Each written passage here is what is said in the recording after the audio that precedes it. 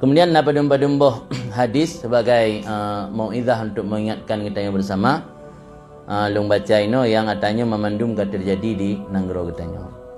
Pertama hadis riwayat Abu Hurairah. Pegah oleh Abu Hurairah mendengar daripada Rasulullah bahawa sayati 'alan nas sanawatun khadda'atun.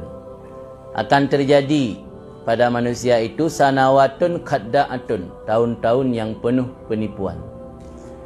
Yusaddiqu fiha al-kazib, yusaddaku fiha al-kazib, orang yang dusta dibenarkan. Wa yukadzabu fiha as-sadiq, orang yang jujur ditakzibkan, didustai. Wa yu'taman fiha al-khain, orang yang pengkhianat diberikan amanah. Wa yuqawwanu fiha al-amin, orang yang mempunyai amanah dikhianati. Wa yantiqu fiha ar-ruwaibidah, dan ruwaibidah wayantiku dimarid oleh Ruwaibidah. Para sahabat bertanya, wama Ruwaibidah? Ruwaibidah adalah ar-rajulut tafih fi amril ammah, orang bodoh mengurusi urusan orang banyak. Ya Ruwaibidah. Ruwaibidah yang disebut dalam hadis, kamulai pegahaba awak Ruwaibidah. Apa maksud Ruwaibidah? Dijelaskan dalam hadis tersebut, rajulut tafih. Tafih, rajulut tafih ni tapih kan hana bernilai, hana yum. Maka dalam bahasa Aceh na istilah wahanayu mengenai tapih kan. Tapih kan nama dhafun, lemah. Nama tapih, maka kan tapih kana kafui yang mentang kulit mentang putih kan gehan. Maka tu ka kafui kan tapih bahasa Arab. Nanti bahasa Arab tapih dari bahasa Aceh, tapih dari bahasa Arab kan. Jadi mana ar-rajulut tafih fi amril ammah, orang yang bodoh, tidak memiliki ilmu tapi mengurusi urusan orang banyak. Yang kita kira kata terjadi orang pulang. Orang di kulatan buatan tapuhan tapi dia ke pemimpin. Kata terjadi orang yang tahu pegah Rasulullah yang pegah hadis riwayat Ibnu Majah dan Ahmad. Kemudian yang kedua, penjaga keamanan hanali amanah. Terhadis, saya kunu fi akhir zaman syurtah. Syurtahan polisi. Mana ni Arab kita tulis mata polisi syurtah. Hakim syurti dalam kitab syurtah. Sayati zamanun fi akhir zaman syurtah yaghduna fi ghadabillah wa yaruhuna fi ghadabillah.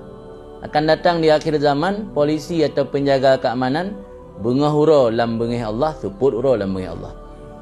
Tithura tuput dalam bengih Allah kerana melakukan hal-hal yang haram dalam agama. Fa iyyaka an takuna min bitanatihim, ingat Rasul. Maka jauhilah oleh kalian menjadi bahagian daripada bitanah kelompok. Mereka tengoklah kelompok yang. Kira nak terjadikah polisi yang bengah-hura dalam bengih Allah, tuput hura dalam bengih Allah? Kah terjadi orang. Kemudian hadis yang lain ilm. Ya Salman, la tabghuduni. Hai Salman, baik kata bengih kelun. Nikuli Rasul bak Salman Al-Farisi. Hai Salman, baik kata bengih kelun, fatufarik dinaka, nyo kata bengih kelun, kata akan berpisah dengan agama. Je ke kufur, je ke munafik, berpisah dengan agama. Nikul li Salman ba Rasulullah, ya Rasulullah, kaifa abghaduka wa bika hadanallah? Ibalum bengih keron sedangkan kamu merumpak hidayah gara-gara ron. Gara-gara ron kamu merumpak hidayah dari Allah. Gara-gara ron kamu selamat daripada kemusyrikan.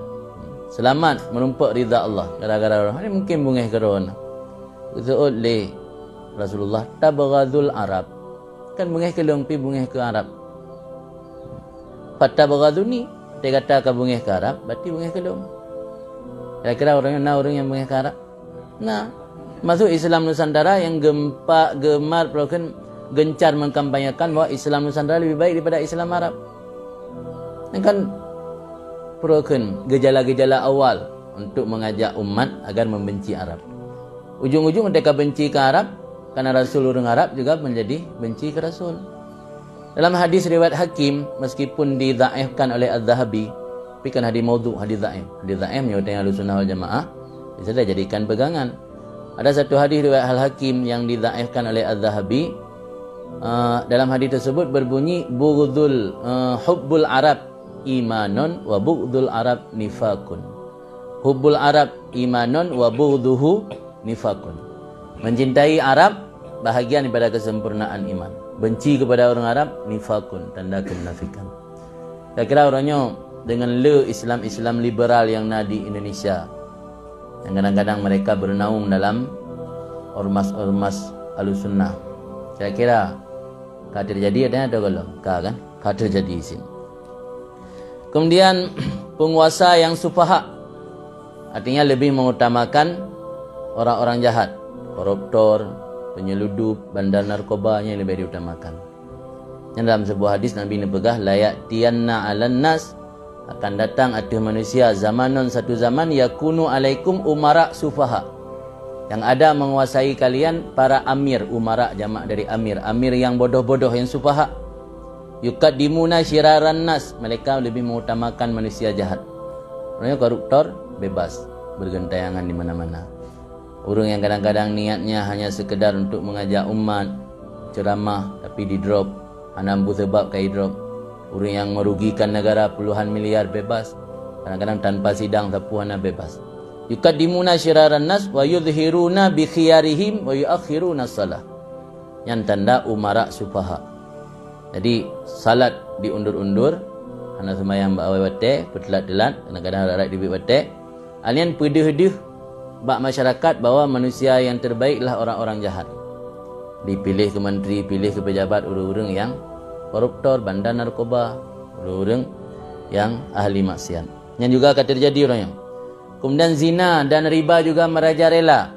Yang juga salah sebuah tanda yang dipegang Nabi, ingatkan Nabi bahawa akan terjadi di akhir zaman. Ibnu Abbas meriwayatkan satu hadis, idza zaharat zina wa riba fi qaryatin faqad hallu bi anfusihim kitaballah. Apabila muncul zina dan riba dalam sebuah karya, maka mereka telah menempatkan dengan diri mereka akan kitab Allah, menghalalkan kitab Allah. Dia menghalalkan apa yang telah Allah haramkan. Yang perlu kita ingat, makna muncul zina dan riba ilu merupakan antara rumpak si penjelasan dalam badum-badum dunia merumpak. Kena orang yang menzina yang berada tempat pelacuran dalam kampung. Nah, sebuah hadis Nabi nekun ya'ti 'alan nas zamanun yutalliqur rajul al-mar'ah summa yajhadu talaqaha. Akan datang satu masa manusia, ada seseorang lelaki mencerai isterinya, kemudian mengingkari talaknya. Fayuqimu ala farjiha, maka dia tetap menyetubuhi isterinya. Wahuma zaniyani ma'aqamaha, maka keduanya berzina selama menetap dalam satu rumah atau menetap dalam keadaan berhubungan suami isteri. Orangnya kalau orang bangejak batungku ke pegah, onyan ka jatuh tali ke balik bacut, kau menang lungku. Nah, ya kan?